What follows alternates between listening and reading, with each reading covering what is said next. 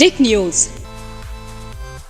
नमस्कार, आपके साथ मैं हूं ऋतिक सविता। स्वागत है आपका टेक न्यूज की खास पेशकश आज की बात में। और आज की बात में हम चर्चा करने वाले हैं एक बेहतरीन मुद्दे को लेकर। बेहतरीन मुद्दा का अगर बात करें तो मध्य प्रदेश को लेकर।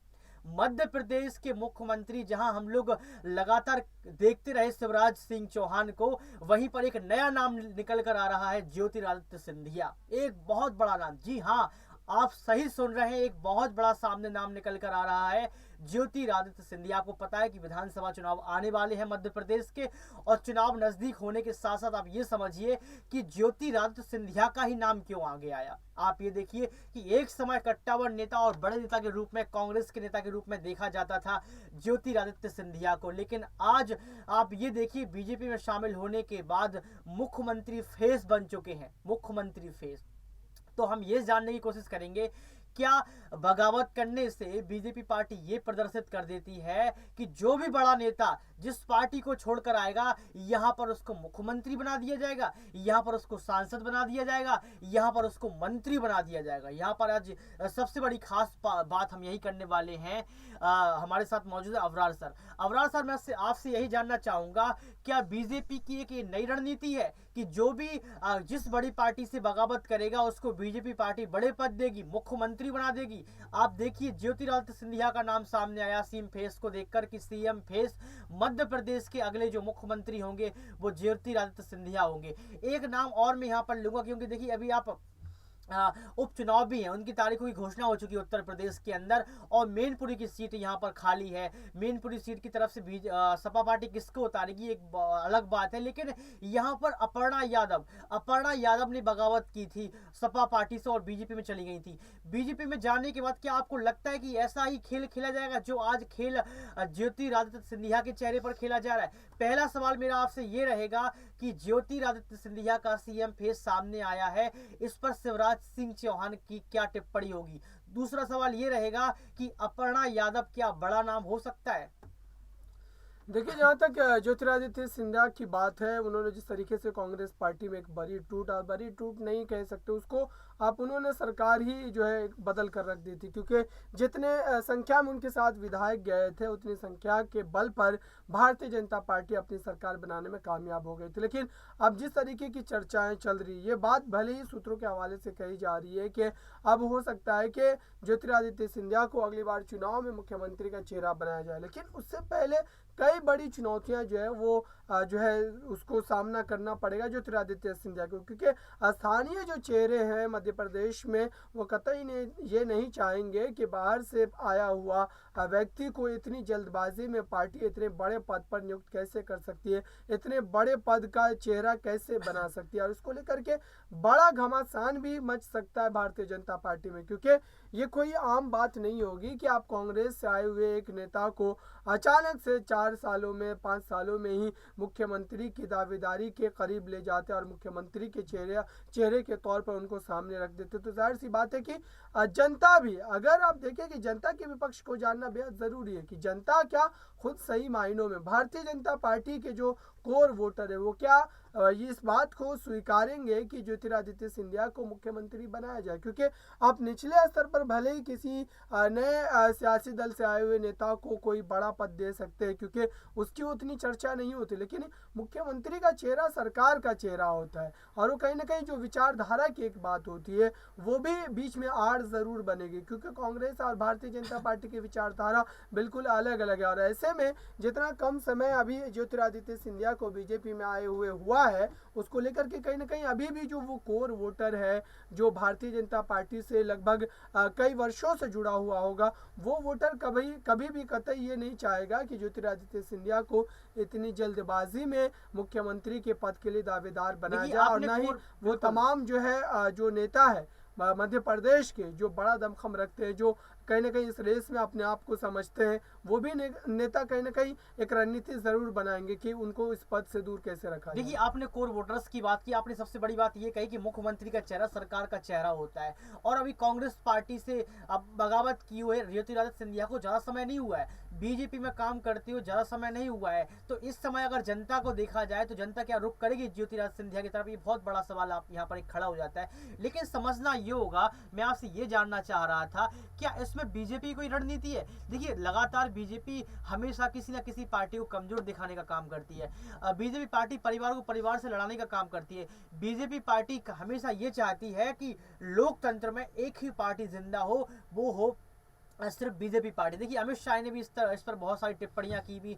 जेपी नड्डा भी बार बार पप्पू कहकर राहुल गांधी को संबोधित करते नजर आए। और नरेंद्र मोदी की अगर बात करें प्रधानमंत्री की, तो प्रधानमंत्री भी रैलियों में सिर्फ विपक्ष पर निशाना साधते हैं। तो क्या आपको लगता है कि ये बीजेपी पार्टी की नई चाल हो सकती है? बीजेपी पार्टी कहीं ना कहीं विपक्ष को खत्म करना चाहती है? इसमें एक सवाल और ऐड करूंगा, क्या बीजेपी पार्टी यही चाहती है कि विपक्ष पार्टी से जो भी बड़ा नेता अगर बीजेपी में शामिल होगा तो वो मुख्यमंत्री बन जाएगा या फिर उसको बड़ा पद दे दिया जाएगा? तो क्या यहाँ पर विपक्ष को तोड़ने का काम बीजेपी पार्टी कर रही है? बराबर देखिए, विपक्ष को तोड़ने का काम हर बार हुआ है, ये कोई नई बात नहीं है। राजनीति में जब भी अगर कोई पार्टी कमजोर होती है तो जाहिर सी बात है कि जो उसके सत्ता पक्ष की पार्टी हो या विपक्ष की पार्टी हो, उस पार्टी में एक बड़ी टूट को करने के लिए जानी जाती है। आप देखिए कि किस तरीके से अगर ये इल्ज़ाम, ये आरोप, ये इल्ज़ाम नहीं कह सकते, दरअसल सही मायनों में सारी चीज़ें जो ज़मीनी स्तर पर देखने को मिल रही है, तो जाहिर सी बात है कि अगर कांग्रेस पार्टी ये आरोप लगाती है कि भारतीय जनता पार्टी कहीं ना कहीं विपक्ष को तोड़ने का काम कर रही है, जहाँ पर विपक्षी दलों की सरकारें हैं उनमें फूट डालने का काम करे, तो ठीक है, ये आरोप कांग्रेस पर भी लगते हैं। आप राजस्थान में देखिए कि बहुजन समाज पार्टी के 6 विधायकों को अशोक गहलोत ने तोड़ करके अपनी पार्टी में मिला लिया।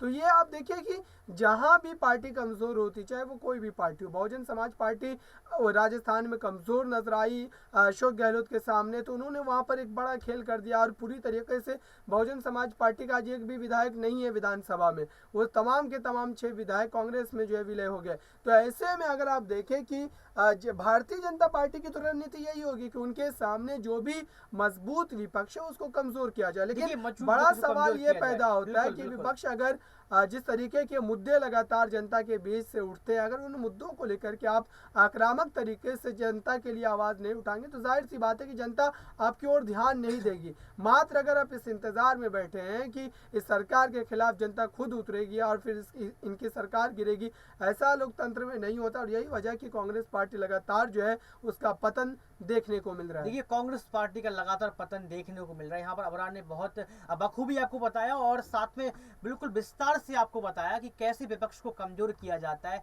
कैसे विपक्ष से किसी भी नेता को खींचने का काम किया जाता है और कैसे नेताओं का बगावत जो सुर रहता है वो हमेशा से ही विपक्ष को कमजोर करने का रहा है। ऐसा उन्होंने बहुत सारी आपको बात बताई। लेकिन यहाँ पर एक सवाल ये उठता है अबरार कि शिवराज सिंह चौहान जो कि लगातार बीजेपी के मुख्यमंत्री चेहरा रहे हैं और मुख्यमंत्री भी रहे हैं और अभी भी मुख्यमंत्री हैं मध्य प्रदेश के, तो शिवराज सिंह चौहान और यहाँ पर ज्योतिरादित्य अगर सिंधिया की यहाँ पर बात की जाए दोनों नेताओं को लेकर, तो शिवराज सिंह चौहान से कहीं ना कहीं खुश रहते हैं मध्य प्रदेश की जनता।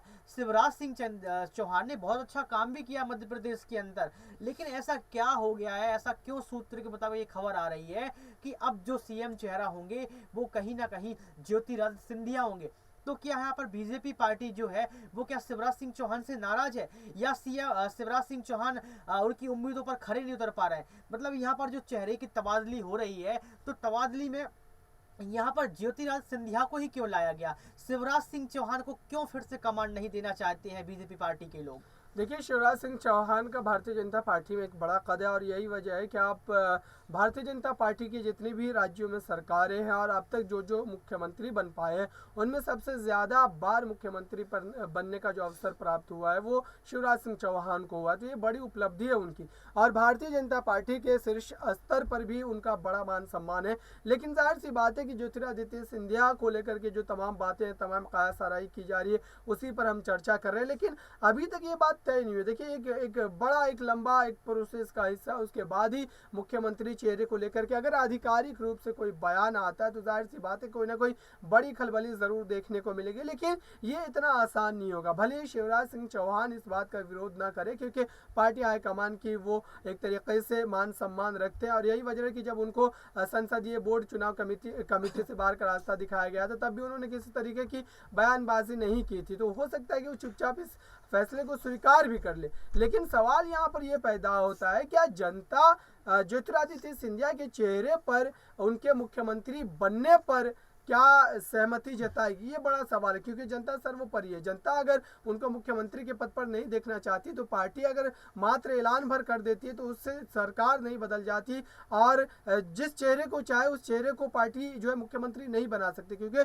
जनता के भीतर से भी एक आवाज जरूर आनी चाहिए। देखिए अबरार ने यहाँ पर साफ तौर पर कहा कि जनता सर्वोपरि है, जनता ही चुनाव करती है, जनता ही मुख्यमंत्री फेस देखती है, जनता ही ये तय करती है कि हमारे लिए, हमारे राज्य के लिए, हमारे विधानसभा के लिए, हमारे क्षेत्र के लिए कौन सा विधायक अच्छा है, कौन सा मुख्यमंत्री अच्छा है, कौन सा सांसद अच्छा है, ये जनता तय करती है। लेकिन यहाँ पर बड़ा सवाल यही उठता है और मैं आप लोगों से कमेंट बॉक्स में पूछूंगा कि आप क्या कमेंट करेंगे इस मुद्दे को लेकर कि ज्योतिरादित्य सिंधिया को ही क्यों मुख्यमंत्री बनाया जा रहा है, जो कि अभी पार्टी में शामिल हुए हैं। देखिए मध्य प्रदेश की जनता कहीं ना कहीं आप देख सकते हैं कि शिवराज सिंह चौहान को ही पसंद करती है। शिवराज सिंह चौहान ही वहां के मुख्यमंत्री रहे हैं और शिवराज सिंह चौहान ने बहुत अच्छे काम किए हैं, उनको एक विशेष नाम से ही पुकारा जाता है। आपको समझना होगा यहाँ पर कि आखिर बीजेपी की क्या रणनीति है, बीजेपी क्यों चाहती है कि अगला जो चेहरा हो, जो सीएम चेहरा हो मध्य प्रदेश के लिए, वो शिवराज सिंह चौहान ही हो, सॉरी यहाँ पर